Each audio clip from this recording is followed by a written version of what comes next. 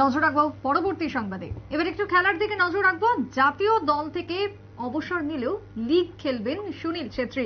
জাতীয় দল থেকে তার অবসর নেওয়ার কথা ইতিমধ্যেই তিনি ঘোষণা করেছেন। তবে ক্লাব লিগ খেলবেন সুনীল ছেত্রী। অবসরের পর কোচিং লাইসেন্স করতে আগ্রহীও রয়েছেন ভারতীয় এই অধিনায়ক। ফুটবল প্রশাসনের সাথে যুক্ত হবার ইচ্ছাও রয়েছে তার। এই ইচ্ছার কথা প্রকাশ করেছেন তিনি।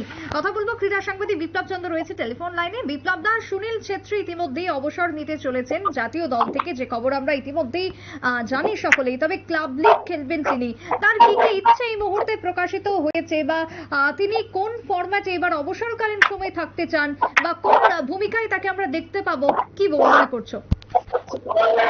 দেখো, একটা জিনিস আমরা এটা জেনে গেছি যে আগামী 6 জুন দেশের জার্সিতে শেষবারের মতো ফুটবলে খেলবেন ভারতীয় দলের বর্তমান অধিনায়ক সুনীল ছেত্রী। কুয়েতের বিরুদ্ধে এই ম্যাচ যুব ভারতী ক্রীড়াঙ্গনে, এবং এই বিশ্বকাপ পর্যায়ের যে লড়াই এবং যোগ্যতা লড়াইয়ের এই ম্যাচে কিন্তু সুনীল ছেত্রী তার ইতি টানবেন, ফুটবল জীবনের ইতি টানবেন। অর্থাৎ জাতীয় দলের হয়ে তিনি তার শেষ ম্যাচ খেলবেন। যদিও ইতিমধ্যে যে দেশের জার্সিতে 150-র বেশি ম্যাচ খেলে ফেলেছেন সুনীল ছেত্রী, এবং তার গোলের সংখ্যা রয়েছে 94টি।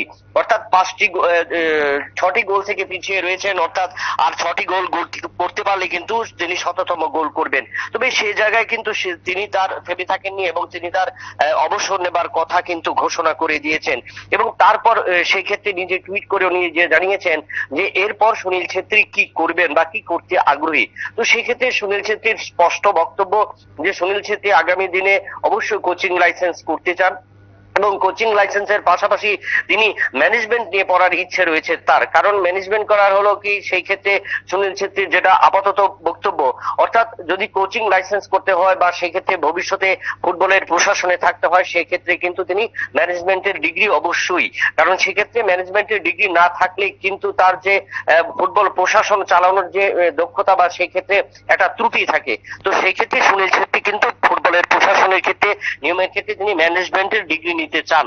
তবে এর মধ্যে যিনি 6 তারিখের পর তিনি যে যখন অবসর নেবেন, অবসরের পর কিন্তু সুনীল ছেত্রী ঘরে থাকতে চান বা পরিবারের সদস্যদের নিয়ে ছুটি কাটাতে চান। দীর্ঘ কয়েক বছর, টানা 10 বছর তিনি পরিবারকে সময় দিতে পারেননি। তিনি যেটা উল্লেখ করেছেন, ইতিমধ্যে তার স্ত্রীও অসুস্থ রয়েছে, তাই পরিবারের সদস্যদের নিয়ে, পরিবারের মা এবং স্ত্রীকে নিয়ে তিনি একটা দীর্ঘ ছুটিতে কাটাবেন। তবে সেক্ষেত্রে সুনীল ছেত্রী অবশ্য বলেছেন যে তিনি জাতীয় দল থেকে অবসর নিলেও তিনি কিন্তু ক্লাব ফুটবল কিন্তু তিনি চালিয়ে যাবেন। কারণ ক্লাব ফুটবলে এখনো তার সেই এন্ডুরেন্স রয়েছে, তার সেই দক্ষতা রয়েছে, তার সেই ক্ষমতা রয়েছে। তার কারণে কিন্তু তিনি বলেছেন যে সুনীল ছেত্রী যখন তিনি অবসর নেবেন তারপরে তিনি ক্লাব লিগ চালিয়ে যাবেন। অর্থাৎ দেশের হয়ে 10 নম্বর জার্সিতে যখন আমরা দেখেছিলাম বিভিন্ন সময় সুনীল ছেত্রী ভারতীয় দলের নেতৃত্ব দিয়েছেন, একের পর এক গোল করেছেন, কিন্তু এই 6 জুলাই পর তিনি তারপরও যখন তিনি জার্সিতে নামবেন এবং সেই 10 নম্বর জার্সিতে বেঙ্গালুরু এফসির হয়ে কিন্তু মাঠে নামবেন। তবে সেই ক্ষেত্রে আগামী কিছুদিন, কয়েকটা মাস তিনি কিন্তু অবসর পরে তিনি ছুটি কাটাতে যান। পরিবারের ছুটি কাটিয়ে কিন্তু তিনি বেঙ্গালুরু এফসির বিরুদ্ধে কিন্তু সাথে দলের হয়ে কিন্তু তিনি মাঠে নামবেন। অর্থাৎ আগামী বছরের আইএসএল এর প্রস্তুতি এবং নতুন ফুটবলারদের যে বিশেষ ক্যাম্প বা বিশেষ প্রশিক্ষণ শিবির যেটা তৈরি হয়েছে ইগোর স্টিমাচের নেতৃত্বে, সেখানেও কিন্তু তিনি দায়িত্ব পালন করবেন। ভারতীয় ফুটবলের ক্ষেত্রে যদি বলি, সুনীল ছেত্রী একেবারে অন্যতম এক নাম। সেই সুনীল ছেত্রীকে যখন আমরা দেখতে পাবো যে তিনি অবসরে চলে গেলেন, তারপরে দলের ক্ষেত্রে কতটা প্রভাব পড়বে বলে মনে হয়? দেখো, একটা প্রভাব পড়তে পারে, যেন একটা স্তম্ভ একটা কিন্তু অনেকটাই নড়বড়ে হয়ে গেল বা ছাড়া হয়ে গেল। সেই ক্ষেত্রে ইয়ং জেনারেশন যারা রয়েছেন, কারণ আমরা জানি যে বিশ্বকাপ কোয়ালিফাই করার জন্য ইতিমধ্যে যে ইগোর স্টিমাচের নেতৃত্বে ভারতীয় ফুটবল দলকে তুলে আনার পরিকল্পনা চলছে, সেখানে কিন্তু আমরা দেখলাম গত 8 মাস ধরে ইগোর স্টিমাচের নেতৃত্বে 150 জন ফুটবলারকে বাছাই করা হয়েছিল, এবং সেখান থেকে ইগোর স্টিমাচ প্রায় 3 মাস টানা অনুশীলনে প্রশিক্ষণের পর সেখান থেকে মোট 75 জনকে বাছাই করেছিল, এবং 75 জন থেকে তৃতীয় ধাপে কিন্তু সেখানে 50 জন, এবং তৃতীয় ধাপ থেকে চতুর্থ ধাপে কিন্তু শেষ পর্যন্ত তিনি 26 জন ফুটবলারকে বাছাই করেছেন।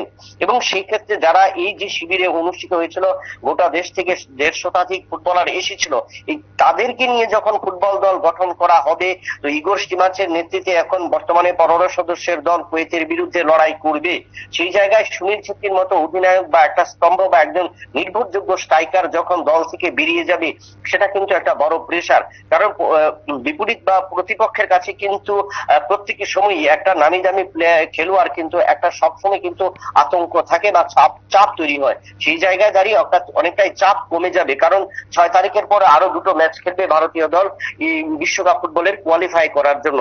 তো সেক্ষেত্রে সেই দুটো ম্যাচে এখন কে নতুন করে উঠে আসে, কারণ বাইচুং ভুটিয়া এবং পর সুনীল ছেত্রীকে আমরা দেখেছি দীর্ঘ বছর। বাইচুং ভুটিয়া প্রায় 17 বছর ভারতীয় ফুটবল দলে নেতৃত্ব দিয়েছেন, সেখানে সুনীল ছেত্রী 19 বছর দিয়েছেন, এবং পরবর্তীতে তাদের জায়গায় নতুন করে কোন ফুটবলার নতুন করে উঠে আসে কিনা সেটা কিন্তু ভাববার বিষয়। তবে সুনীল ছেত্রী যতটুকু দিয়েছেন সেই ক্ষেত্রে আগামী দিনের ফুটবলারদের তুলে আনার ক্ষেত্রে তিনি যে কোচিং নিয়েছেন, তাতে আশা করা যায় আগামী দিনে যে সমস্ত ফুটবলারদের নিয়ে ইগোর স্টিমাচ কোচিং নিয়েছিলেন তাদেরকে থেকে কিন্তু আবার বাছাই করে আরো একটা সুনীল ছেত্রী তৈরি করবেন এই সুনীল ছেত্রী, সেটা কিন্তু পরিকল্পনা শুরু হয়ে গেছে। তবে সেক্ষেত্রে ভারতীয় দলকে যদিও কিছুটা সময় নিতে হবে, এবং তারপর আশা করা যায় যদি বাইচুং ভুটিয়ার একাডেমি রয়েছে, সুনীল ছেত্রীর একাডেমি, এবং ভারতীয় ফুটবল ফেডারেশনের যিনি বর্তমান সভাপতি রয়েছেন কল্যাণ চৌবে, এই কল্যাণ চৌবে যে পরিকল্পনা নিয়েছেন যে গুজরাটের যেভাবে খেলো ইন্ডিয়া প্রজেক্ট করেছিল প্রধানমন্ত্রী নরেন্দ্র মোদী, সেই প্রজেক্টে যদি ভারতীয় ফুটবলকে এগিয়ে নিয়ে যাওয়া যায় এবং সেই ক্ষেত্রে ত্রিবেণীর সঙ্গম যদি তৈরি হয়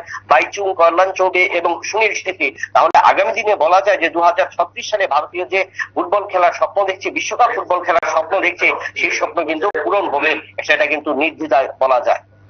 একেবারে তাই। ধন্যবাদ বিপ্লব দা তোমায়। অর্থাৎ সুনীল ছেত্রী তিনি অবসর দিচ্ছেন, কিন্তু তিনি অবসর নিলেও পরবর্তীতেও তাকে দেখা যাবে। কিন্তু হ্যাঁ, খেলার মাঠে হয়তো তিনি থাকবেন না, কিন্তু তিনি পেছন থেকে প্রশিক্ষণ দেওয়ার কাজে তিনি থাকবেন।